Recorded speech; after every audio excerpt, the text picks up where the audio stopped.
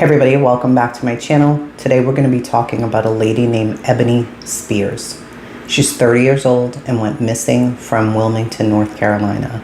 She was 30 years old at the time of her disappearance, which was in 2016.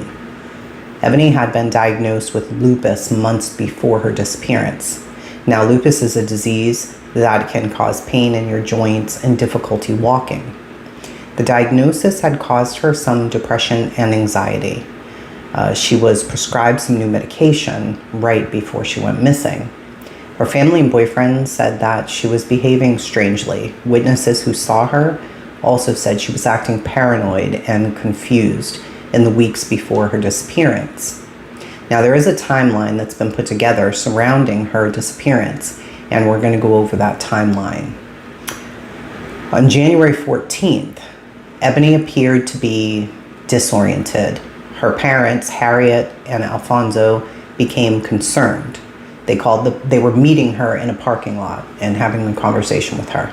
And when they noticed how she was behaving, they called the police to see if maybe they could assist with Ebonee being committed for some psychiatric treatment due to her medication and the way that she was behaving. The paramedics were called, but she was not taken in. And the police told Ebonee's parents that they would need to go to court to have her involuntarily committed. But within an hour of all of this happening, Ebonee's parents say she was acting normal again. So they all went back to Ebonee's parents' home together, and she stayed the night there. The next morning, her dad, Alfonso, took Ebonee back to her house. She had meetings planned that day for work. She seemed fine. There was nothing strange or out of the ordinary happening with her. She was supposed to come back that night for dinner, but around 7 o'clock at night, she called her mother and said, "I have already eaten and I'm just going to go get some air and then I'm going to stay home." But her mother found that strange because it's winter and Ebonee did not like the cold. 2 witnesses came forward from that night, and they said that they saw Ebonee sometime between 7 and 8 p.m. Both were from the Community Boys and Girls Club on Nixon Street. It's about a 7-minute walk. Now, whether she was driving or walking, I'm not 100% sure. One of the employees was driving a van. Ebonee flagged them down. So at this point, she was walking. She hopped in the van, and he says that she was acting strange, acting like somebody was following her. So he brought her back to the club, and a social worker came out and was speaking to her and agreed that she was behaving in a paranoid manner. Shortly after she left, she was seen on surveillance at the Wilmington police station. According to police, she came in to use the phone, spoke to a person at the front desk who instructed her to where the lobby phone was, but she was frustrated. She was really getting upset. She was cursing, and the video has no audio, so we can't hear it, but her parents did see it, and they said they felt like she was asking for help. She stormed out. She was again seen at the Boys and Girls Club around 8:30 p.m. Then she was seen later in front of her house by a neighbor who said she came over and asked for a cigarette. He said he didn't have any more, and she mentioned something about walking to the store. Now things get even more cloudy. I've read 2 different accounts of this.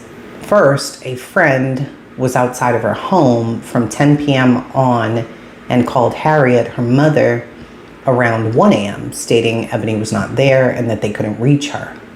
I would find that odd because Ebonee is a grown woman, and why would a friend wait out someone's home for hours and then call their mother? The other version sounds more plausible, and I think maybe the first version just got it wrong. It was her boyfriend who was outside of the home. He went inside, and he found Ebonee's door was locked, but he had a key.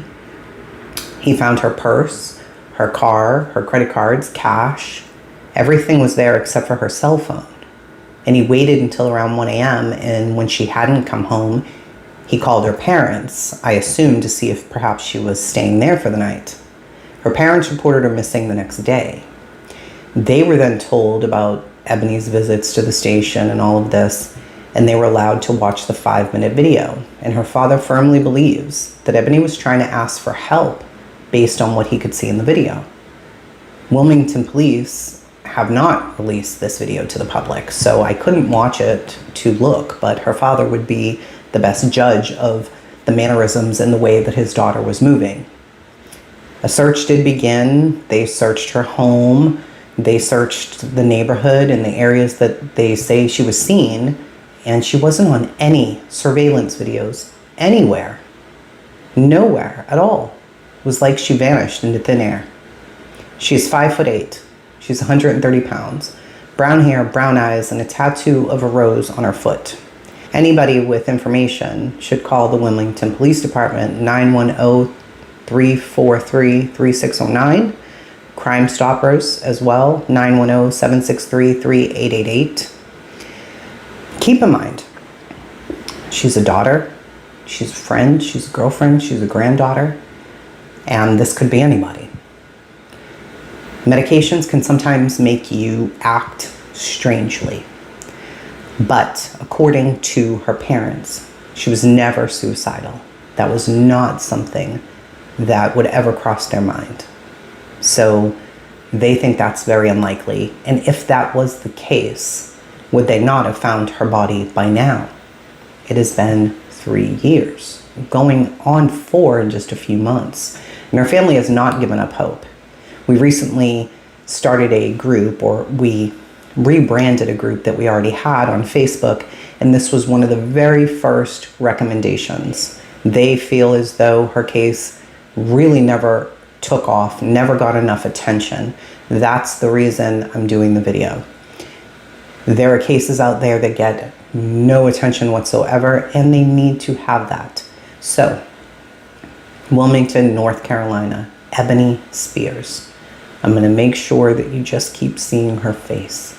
Share that. I'm going to put links below to the pages that are relevant, and you can share those articles. And if you'd like to join the Facebook group, I'm going to link that below as well. Thank you guys for listening. I hope everybody's having a great day.